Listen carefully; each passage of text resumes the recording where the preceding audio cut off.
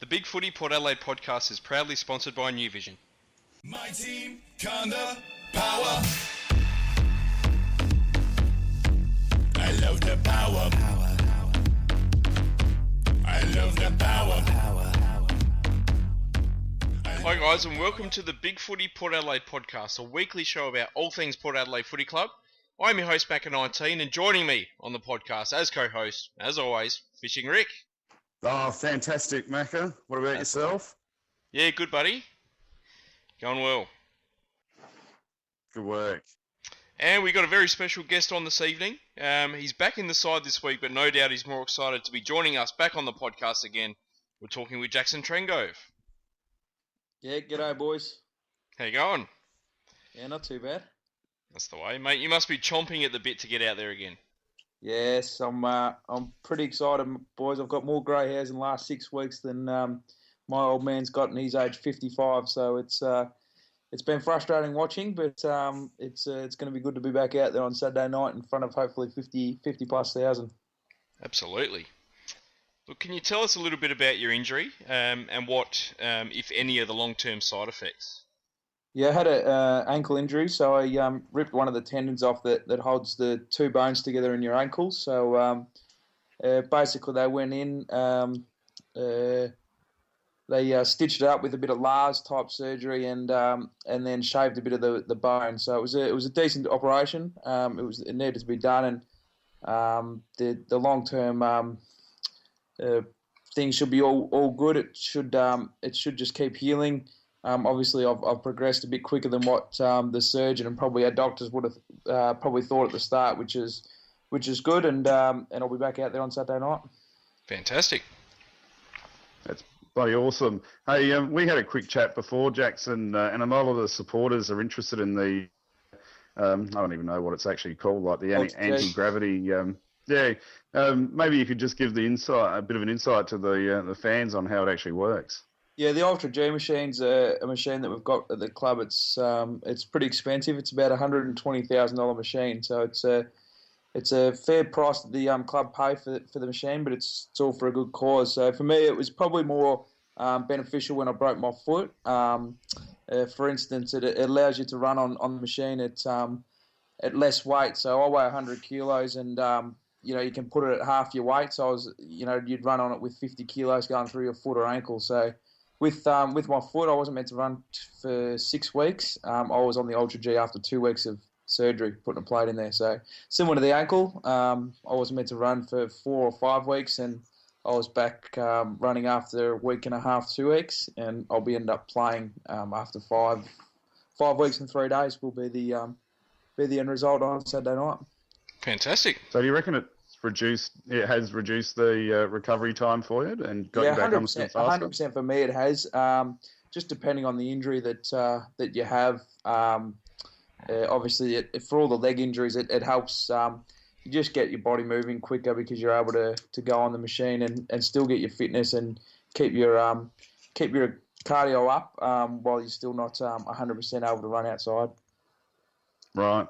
And I guess out of the 6 games that you've played so far, which ones hurt you not playing the most? Yeah, I don't think I missed 6, have I? We had the bye. Is it 5, is it? 5, yeah, 5, I think. So probably the one that's they've all hurt. We've only won 1 out of it. Just beat Melbourne, which was lucky.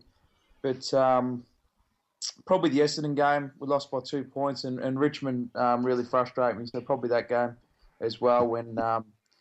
But they all frustrate me. That's it. No, absolutely. We've got a few forum questions here. This one's from Wilbur. It seems like our tackling technique has changed a little bit over the second half of the season.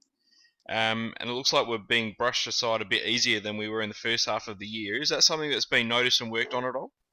Yeah, definitely we've noticed it. Sorry, my Rottweiler's just going off in the background. No, we've definitely noticed it, and hopefully Saturday night you see a change for the better. The technique hasn't changed. We're still doing the same stuff, but we know we're tackling hard enough and strong enough as what we would like. So we've done a fair bit of work this week at changing that. We've done a lot of extra practice on our tackling. So hopefully Saturday night the boys come out with mindset to really tackle to hurt, and hopefully you see that in the first couple of minutes, and it really set the tone for the game. Fantastic. So do you think that's just been a bit of a lack of mental application in the game that sort of created that not as good or efficient tackling to what we had in the start of the year? Yeah, it's probably hard because I wasn't out there, but look from looking from afar. I mean, it's an easy game looking from the coach's box or in the stands, but it does seem to look that way. We're missing tackles that at the start of the season we're not only tackling, but we're tackling really hard. So we've noticed that. We've watched a lot of vision, and some of it's real hard to watch because it's not a team that not the way that we want to play. We want to be aggressive and really hard tacklers, which is what we were at the start of the season. So we'll work on that. As I said, we've done a lot of practice, and hopefully on Saturday night you see the difference. I ask all the hard hitting questions, Jackson, and Manu Reid wanted to know: do you like being called Wacko Jacko? I don't really mind it. My mum would hate it, so I'm not really sure. It doesn't really bother me. Love it. This one's for Rick. Why is Jasper avoiding Rick's pleas to come on the podcast? You'd have to ask Jasper. He's probably worried, Craig. Well, no doubt. Another forum user, Sneaky, wanted to know. Eddie Sanchez. Are the players allowed to consume small amounts of alcohol during the week? In the lead up to Don's retirement game, there was footage of him telling Pittard if they win, they'll have a few frothies after the game. Yeah, probably not lead up to a game. We're not allowed to. Obviously, after Dom's game, after a game, depending on whether it's an 8 day. If it's an 8 day break, we're allowed to have a couple of beers, which only happens a couple of times throughout the year. So it doesn't happen very often. But obviously, in the case of Dom Cassisi retiring, and the boys getting the win over Melbourne and having the bye the week after, they definitely would have been able to have a few beers, and they did have a few beers. But the injured blokes like myself, we were tucked away in bed and ready to train the next morning. So it just depends on the circumstance. But the boys are pretty diligent with what they do with how much alcohol they drink and when they drink. And I had a follow-up question to that. I was going to ask you last time you came on, but I forgot all about it. But I think something that we don't appreciate as supporters is obviously the discipline that you guys have to go through as professional athletes. And one of those disciplines would be the diet as well. So, there's been rumours or talk that, a lot of the players now are doing high-fat, low-carb sort of diets. But it's just sort of interesting. Like, what sort of sacrifices do you guys have to make in relation to your food, and what sort of, what are some of the foods that you like that you don't eat, and how many times you guys are eating a day, or is it just a bit more random than that? Oh, it's pretty. We've got a dietitian, Andrew Rondinelli, who does a tremendous job with the boys, and I mean everyone's different with their body shapes, and some put on weight a bit quicker, and some are really lean. So just depending on what your sort of body needs, whether you need a lot of protein to try and build up some muscle, or you need to sort of drop some muscle and drop some weight, you might be off the protein, the protein shakes and stuff like that. So it's all depending on the player. The boys are very good with what they eat. They're pretty diligent with the way they go about their food because it's a source of preparation. So the boys will eat lots of meats, and then heading towards the game, we'll get on some carbs. So most of us go around to one place the night before a game, and we get lasagna, which is really good. And probably the sacrifices that the boys make that people would probably not know is probably the parties and the family gatherings that you miss due to having to train or play, which that's probably the biggest sacrifice that AFL players make. That probably hurts the most when you can't go to your mate's 21st or some family gathering that you'd like to get along to, but that's what we do for a living, and we've got the best job in the world, so you wouldn't change it for anything. After the last few weeks with some unexpected losses, what's the morale of the playing group like, and do you still have that self-belief that you had in the first half of the season? Yeah, I got asked a similar question in press conference today, and I said it's not too bad. I think obviously we hate losing as a club, so after every loss, the boys are pretty disappointed the day after, but they've been really close losses, and I think when you get close losses, you really look into them and find out what you did wrong. And when you look at the games that we played, we probably lost the game. We didn't get beaten as such. Probably the Crows beat us in that second half, and Richmond probably beat us for the whole game. But the other games, we probably beat ourselves.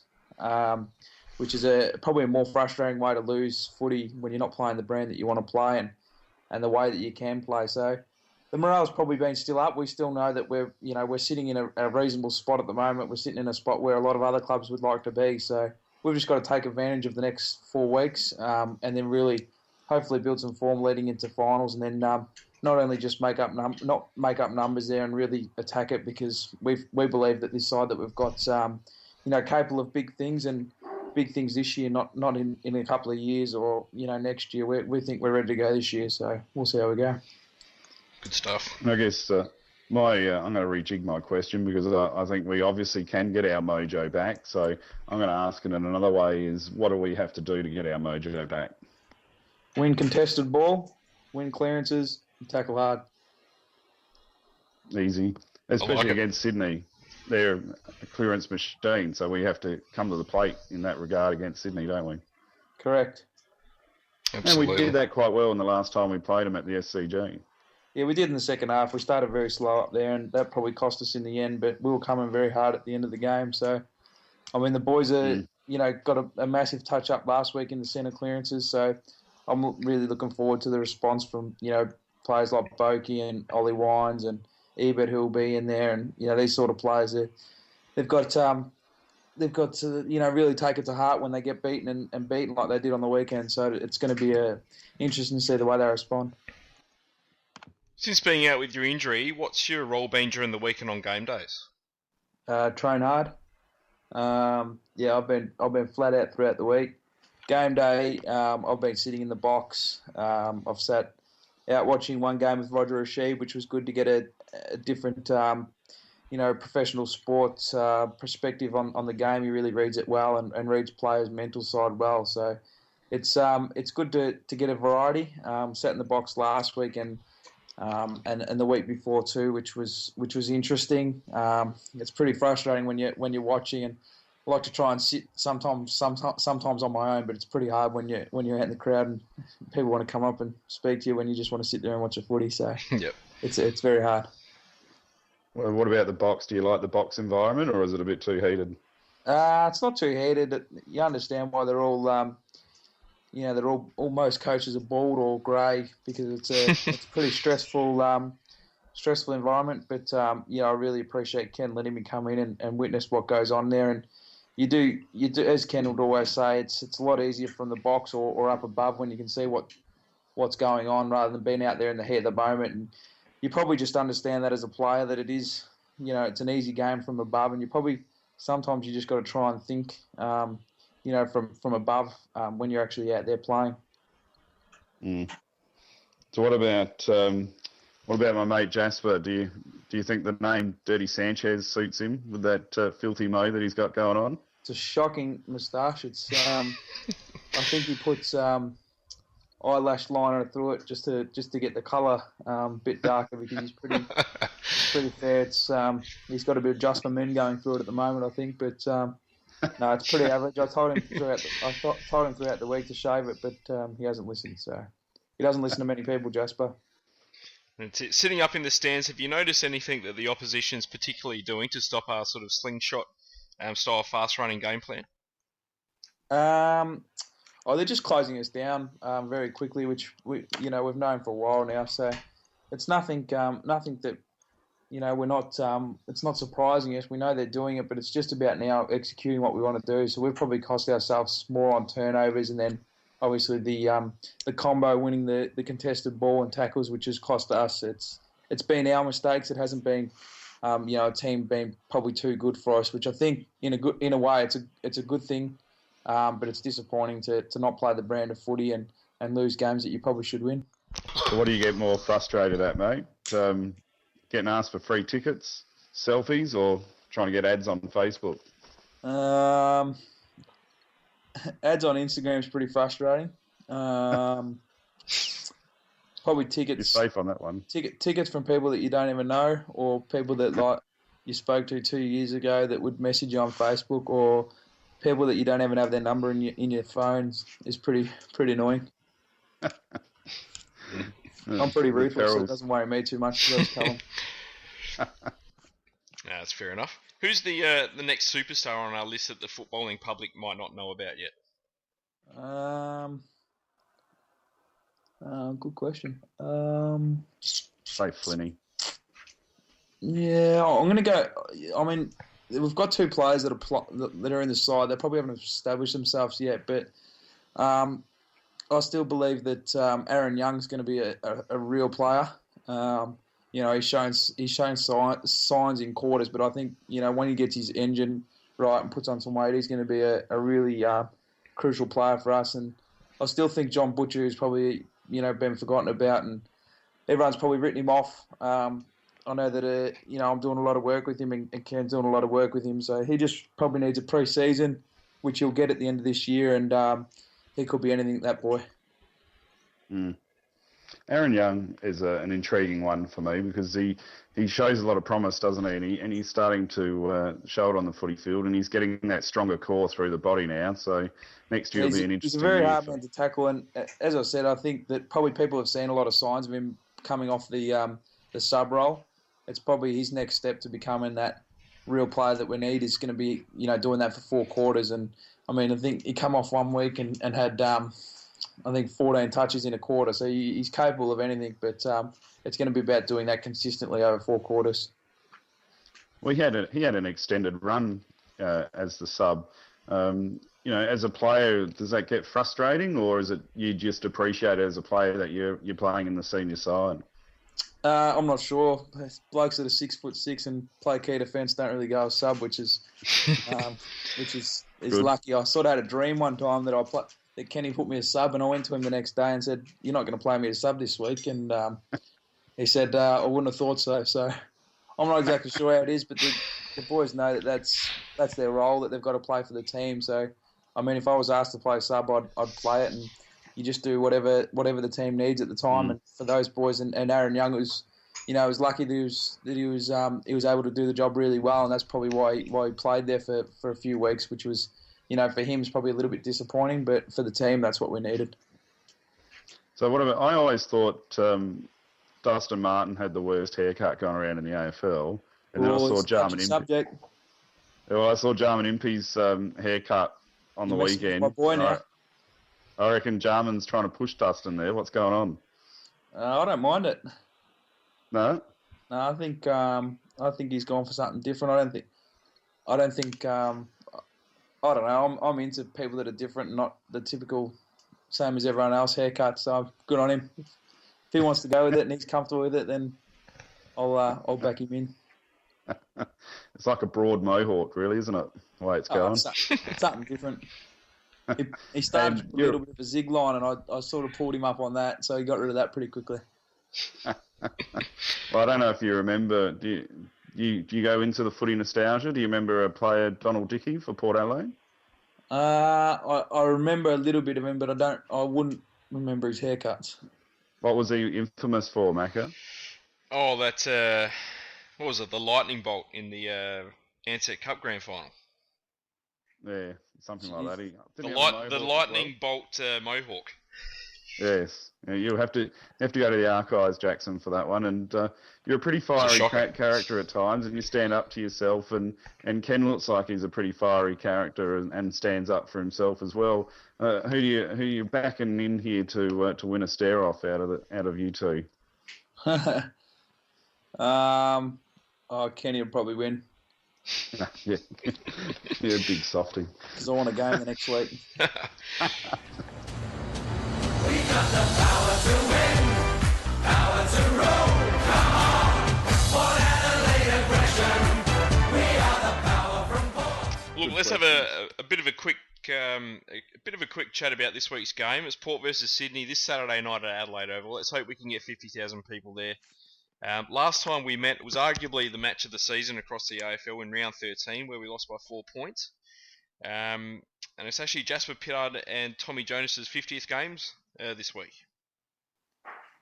Yeah, spot on. I think it's their 50th game, which is a big achievement for them and their family. So I think that just puts a little bit of an added bonus on what we're playing for. But I think it's going to be basically for us to get the job done and play some footy that we're really proud of, because I think in the last probably 4 or 5 weeks, we probably haven't been playing the footy that the supporters are after and what we're after as a playing group.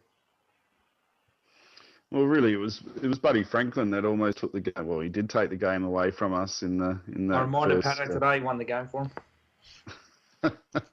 And how'd that go down? No, it was good. He knows. Yeah. He was pretty Well, good. Pato, I thought that day. I thought he was very good on him up in Sydney, and I mean Franklin just had to pull out the big guns to win it, and that's what he did. It's pretty hard to stop a bloke when he's kicking him from 70 and kicking him on the run from 55. Well, as a player, do you see him do something like that from 70 out? Are you get pissed and angry, or do you just sort of sit back and appreciate it, or is it something that you think back after the game and go, how the hell does someone do that?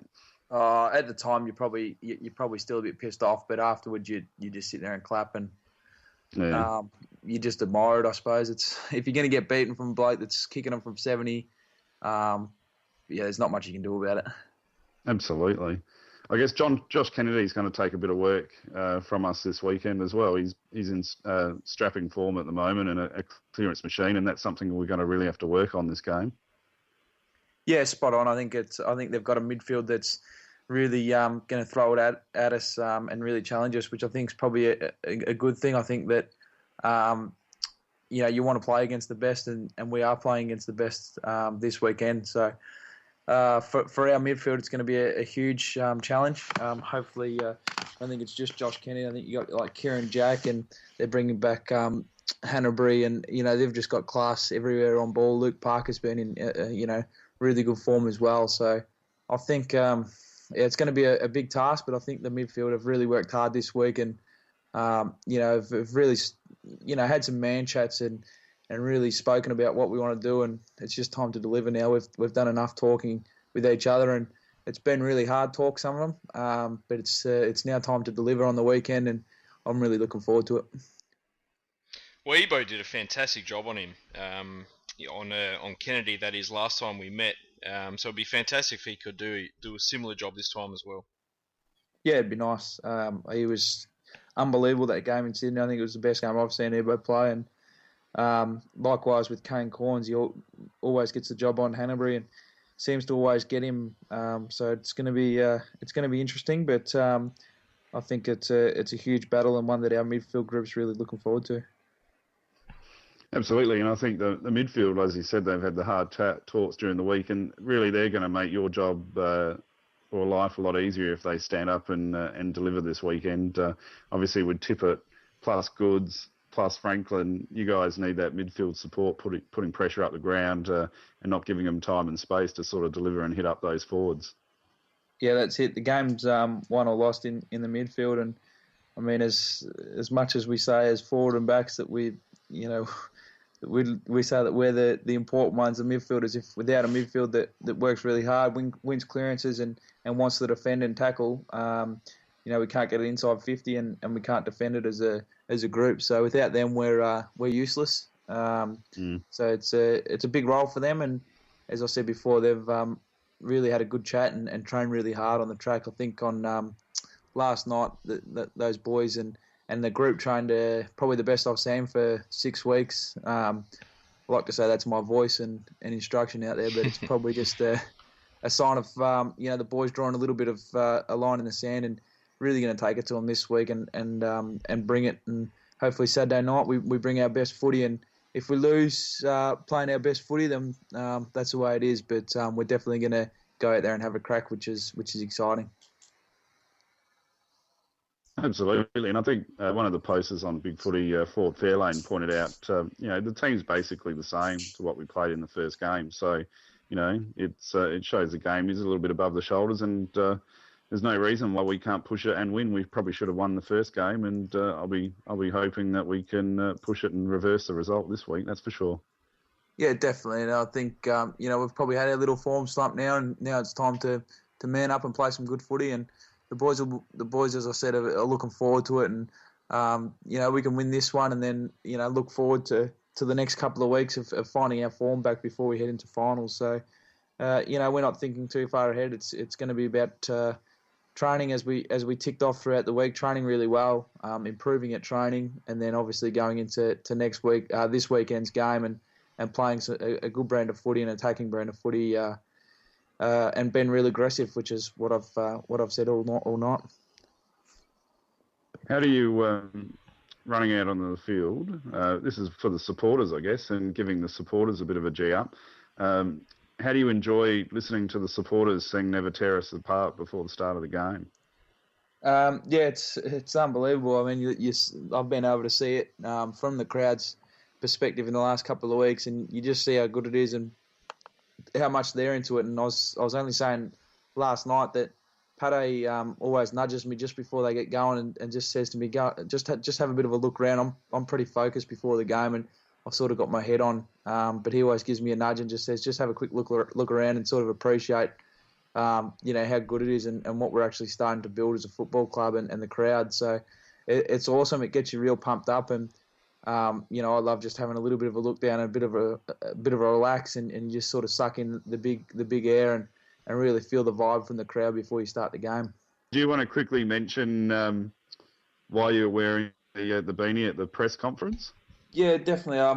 Heading into next week, we've got the CRP program, which is for Brain Injury Awareness Week. It's something that I'm proudly the ambassador for and doing a bit of work with them. So next week we're going into a week where we're trying to get as much awareness around Adelaide and probably the country as possible, just to realise that these injuries are occurring. There's actually 1 in 12 people in Australia have a brain injury throughout their life. So for that stat, it needs to be seen a lot wider and needs to be well respected. And I think they're doing a fantastic job. And just to get the awareness in the next week is basically what we're doing. So they've got the Grab a Beanie, which is basically just showing awareness for brain injuries. Excellent. Good work, man. Fantastic. Organisations need that sort of support. And I thought the other thing that was interesting when we're having a quick chat too, which you seemed to come across very passionate about, was player welfare for AFL players and making sure that they're looked after during and post their career. That seems a bit of a interest of yours as well. Yeah, definitely. I think I just think that the boys work so hard and their bodies cop an absolute whack throughout their career, whether it be you end your career on an injury or the amount of injuries that you have throughout your year. And I've probably had more than what I would have liked. So I just think that everything going forward about player welfare and the way that we can get a scheme or a private health set up for AFL players post footy, I think that that's going to be very crucial for the players. And I know the AFLPA was definitely thinking about doing something about that very soon. Right. We thought we'd just have a quick chat about the Maggies, see if you had any thoughts on that game, and then we'd let you go, mate. Yeah, no worries. Well, I guess the most important thing is Cam Hitchcock's back in for his first game for about 4 months. Yeah, it's great news. I think he's probably had as much setbacks as any player on our list, and he's just worked really hard on getting his body right. He's been a bit stiff with his leg injuries and some of the things that have been going on with his shin splints and his leg. So it's been disappointing for him. He hasn't been able to get out in the park as much as possible, but he obviously makes his way to come back this week and hopefully can play really well and launch into a good final series. I guess the controversial ones have been the forwards, I guess. Like the supporters seem to want an extra tall forward, and Ken seems to be adamant that he's only going to pick them when he's ready, when he believes they're ready, which is fair enough. And how are they tracking in the SANFL from the club's perspective? Because Harvey and Shaw both and Butchers had great influence at times during the year. Yeah, spot on. I mean, those boys are tracking really well. They've been playing some good footy. They probably haven't been a little bit stiff with coming in, but as you said, Ken's elected to not bring in another tall. So I mean, those boys are playing some good footy, and all they can do is just continue to play good footy in the SANFL. And when their time comes, grab the opportunity. Obviously, Butcher's been sick and in hospital for the last week, so he'll miss this week's sample game. But Harves and Mace have been in really good form, and before that, Johnny was in some really good form as well too. Do you or any other of the Power leadership group have much to do with the Magpies contract players? Yeah, they come into the club a fair bit. They do their weights and craft with the boys. So they've got a fair bit to do, training wise around the footy club. But on the track, they're basically with the Magpies. They train with those boys and the boys that are going to be playing in the Magpies. So, I mean, for me, I haven't had a lot to do with them, but I do see them in the gym and help them out with their craft as well. Yep. I'll preface this one if you don't want to answer it or whatever. Macca can edit this one out. I don't think it's too controversial, but I'll leave this one up to you. To me, I was really disappointed when Nathan Cracker left us and went to Gold Coast for opportunities, and he's come back and he's a much more grounded player now, and he looks a skill set above the SANFL level. Would you be welcome? Or would the club welcome him back into the senior fold if he wanted to come back and the coaches were keen to have him back? It's a fair question. I mean, I can't talk from the club's point of view. I'm not exactly sure if they're even looking at Crack or what if they've even spoken to Crack. So I can't talk on the club's point of view. But my point of view, I mean, Crack hasn't missed a target since I think he was born. So, as you said, I think his skill set is unbelievable. I used to love watching him train and play because his skills were that far ahead of anyone else. So, I mean, I'd love to see Crack get another opportunity. I think, the way he left the footy club, a little bit on, a bit to do with his manager. He left the footy club and probably, would have liked to have stayed with the boys and still played at Port Adelaide. I think he's been a Port Adelaide boy through and through. So if at the end of the season Crack gets his opportunity, I'd be all for it because I love the way that Crack goes about his footy. Yeah, to me, he just seems to stand out at that level, and I reckon he could add some real value to our side. So it'll be interesting to see what happens in the off-season with that one. Yeah, definitely. I think, he's definitely a quality player, and he's a proven AFL player. So you definitely clubs would be looking at him, I'd say. No, I was just going to ask how the dog's going. The Greyhound still winning? Greyhound lost tonight, boys. It was it was in a final, and it was out of box 8 and it didn't jump, but it won its last 6 before then. So it's been going really well, and it was a little bit disappointing tonight. So hopefully we regather and it gets another win next week for us. That's it. Which I think one of the big footy fans wanted to know how many of you are in on the Greyhound. Yeah, a few owners. Yeah, we've got myself, Ken Hinkley, Johnny Butcher, Hamish Hartlett, Ollie Wines, and Angus Monfries. Nice little consortium. A good little package, and everyone else wants to be involved. So we stir them up at training when it wins, and just tell them how much money they could have made. Well, you sell them a inflated share, get them in on a high price. Nah, if you don't get in at the start, you never get in, boys. That's it. Tell them that I'm keen for a racehorse in a couple of years' time if they want to join in with me. Hopefully one like Black Caviar. Oh, that would be nice. Hey, just quickly, and then we'll let you go. I guess the other one was that I noticed that you mentioned you've been doing a bit of work with John, just helping him with his overall game in the SANFL. Oh yeah, I mean John's been working really hard before he got sick on his game, and John wants to get as good as possible, as quick as possible, and for John it's a lot about his his attitude and the way he goes about his footy. He's a really hard worker, and people probably think that at times he's not doing as much practice as what he is, but he is. So for me, it's just about trying to pass on my experience of just little stuff that I've picked up, whether it be the way I've tried to get through injury or come back from injury, or when you start to doubt yourself a little bit. It's probably just been talking to him about that. I mean, I'm really close with Johnny, and it's going to be good when he comes. Works his way through the sickness and a little bit of form, and when he gets back to his best footy, there's no doubt that he's going to be dangerous for us, and he's definitely in our best 22 when he's up and running. Yeah, I'm really optimistic. 2015 will be the year of the Butch. Hopefully, he can have an injury-free pre-season and show all us supporters exactly what he can deliver to the side. And I'm sure you guys are looking forward to that as well.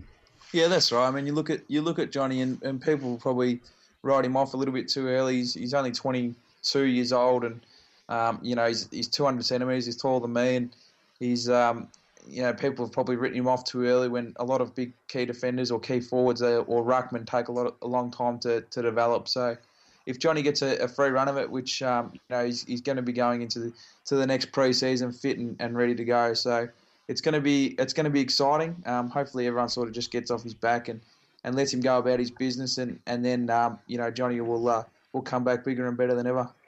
Spot on. Yeah, the funny thing, not the funny thing, but what I noticed with Dom Cassisi's last game was being in the locker room, the first person running down the stairs, busting his guts to get through the doors to get in the change rooms was John Butcher. He was so pumped and excited. He just looks like he was very passionate about the team and wanted to get in there and enjoy it with the team.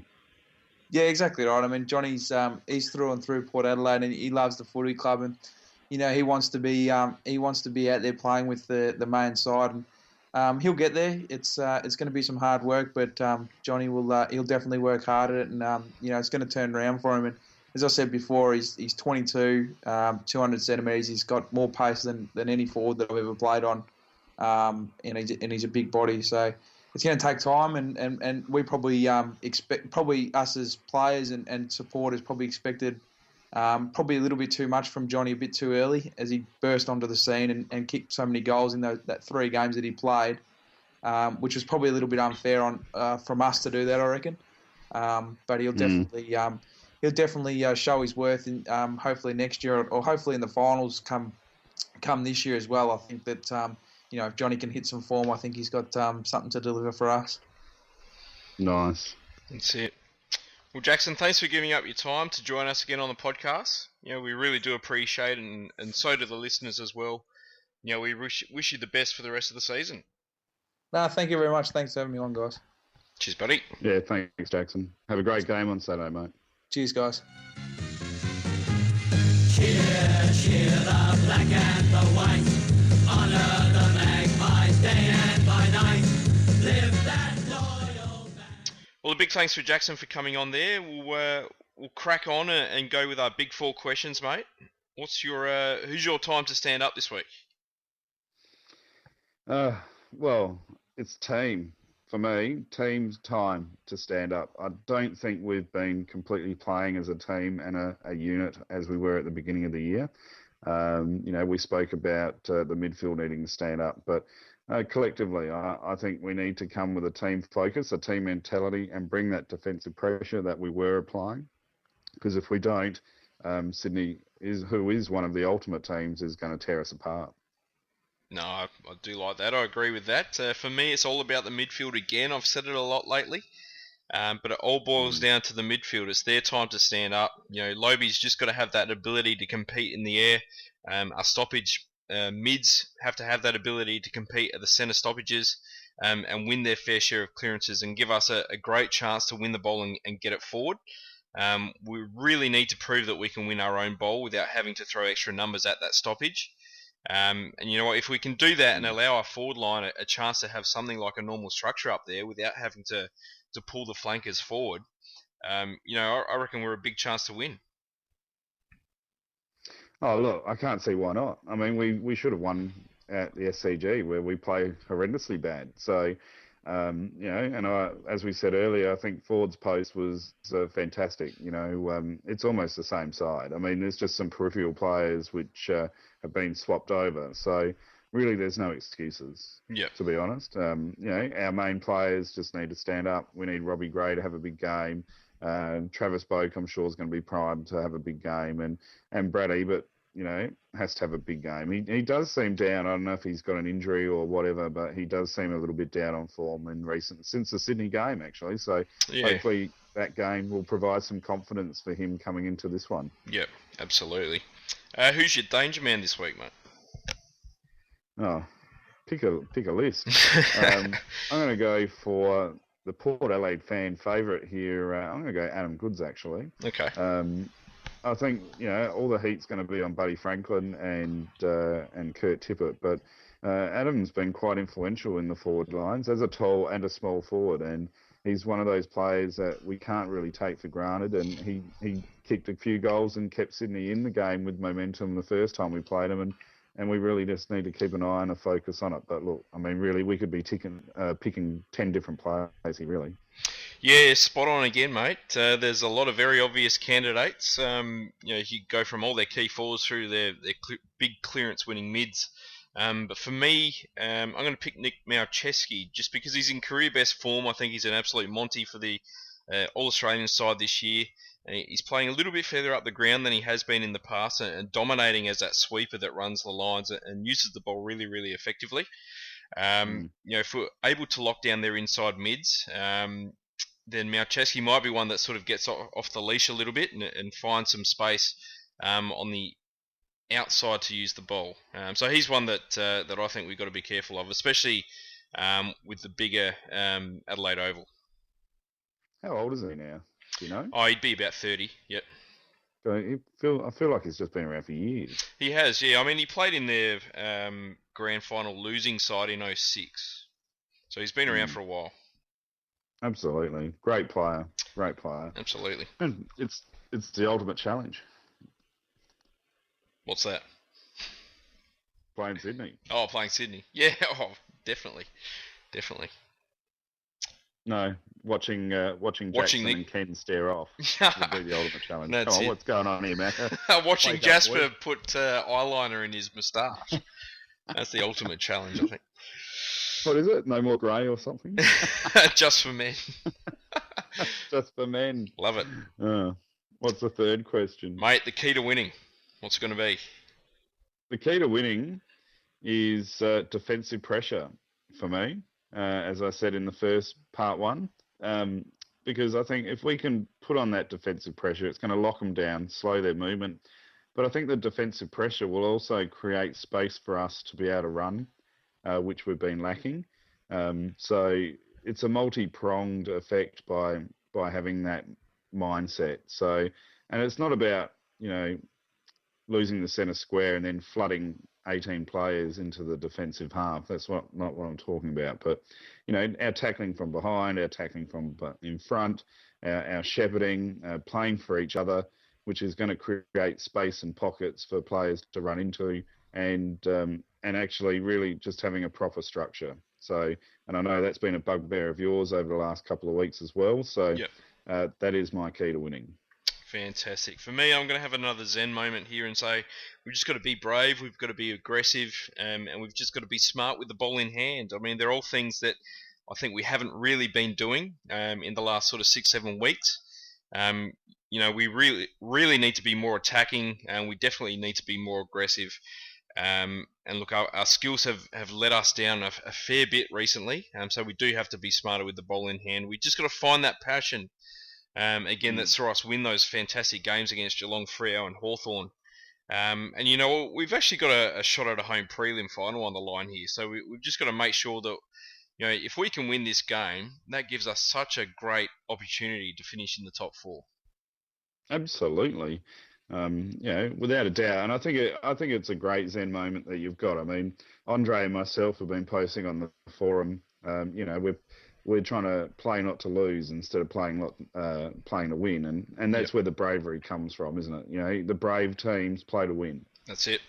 And and the players just need to take that moment and execute instead of trying to rely on someone else. So confidence is an amazing and funny thing in sport, and it comes and goes so quickly. Like my Blue Waffles indoor cricket team, we got our one victory in the last 24 months, and and then it just disappeared, and now we're just in horrendous form. So but it just comes and goes. That's it. Absolutely. Well, look, do you think we can make top 4? I know you said that was spent earlier in the week, but do you think we're a bit of a chance? Oh, look, I think. Look, even if we lose to Sydney, if we have a competitive game against Sydney and Geelong do us a favour and knock off Freo. Obviously Port Freo is going to be the game probably for the 4th spot. If we lose and Freo can knock off Geelong, which I don't think they will, well then it's going to become pretty difficult. Yeah. So it's really just going to come down to, we've lost a little bit of control of our destiny now, and now we're relying on games, which is a bit unfortunate, but it happens. And I think we've been speaking for a few weeks now. What was our expectation for this team at the start of the year, and then how our expectations as a supporter base has actually changed through our club's performance. So I think we've raised the bar, which there's nothing wrong with that. But, and the players hopefully can still seize the day and make top 4. I think top 2's probably out of reach now, which is a bit unfortunate. But, if we can make top 4, and if we can make a prelim this year, let alone a grand final, well, bloody bonus, I say. Yeah, definitely on the right track. Absolutely. And I think the good thing is that, well, for us anyway, I think Geelong, Freo and Hawthorn all play each other in the run home here. So look, there's definitely opportunities for us, to get back in the top 4, and it would make it a hell of a lot easier if we won this week. Well, you know what? 7 weeks ago, I was ultimately confident that we were going to knock off Sydney here. Yep. When we were up and firing, I thought we were going to lose at the SCG and we were going to win and beat Sydney here. So hopefully it's not too dewy a night or too frosty a night, and so we can have some relatively clean possession. And if we can, and the boys back them in, and like you said, be brave, I think it's possible. That's it. Well, who's going to win, mate? Yeah, I'm going to take Port by 8 points. Oh, I like it. Look, I think we're a big chance. I really do like our inclusions. Jakey Need's back in the side. Fantastic for him. I really do like the Kane Mitchell inclusion as well. Trengove's back in. It's just the right thing that we need for that defence at the moment. I think we're a big chance, and I think we might surprise. Having said that, I think it's going to be Sydney by 24 points. Yeah, fair call. And I guess we didn't really talk about the inclusions, Macca. So I think it's just probably worth 1 minute just discussing it. And I know Jackson's a pretty humble guy, so I didn't want to embarrass him about the run of outs that we've had since he's been out of the side. But, he's a key figure for our team. And it's probably a little bit embarrassing for our coaches or our team overall that, and this is no disrespect to Jackson, but we're so heavily reliant on him. Our structure should be that we can cover the loss of one influential player like that. And obviously we don't. And that shows, as Portia would say, a gaping hole in our list management. But and I don't think it's not even the defence where I think Jackson's inclusion is going to benefit us the most. It's that variation in our midfield and rucking contest, which might create a bit of a difference for us. Yep, absolutely. I like it. Yes, and I'm looking forward to Jakey Need tackling and bringing down some big boys. Yes, bring it on. Lovely. Bring it on. And we'll wave like royalty from our open box on Saturday night, Macca. Absolutely. Looking forward to it, mate. Should be good. Free beer. Woo! Can't beat that. Wine and soft drinks. Love it. All right, mate. I think we'll leave it here for now. Yeah, good work. See you on the weekend, and go Port Adelaide. Yes, go Port Adelaide Football Club. Woo! Step up on the plate, Dermot. Every kid in the backyard with the big trees lined up with the footy before Mum calls you in for dinner. The shot for goal after the siren to win it. Jared Polton, your time has come. Drop punt. Your time has come.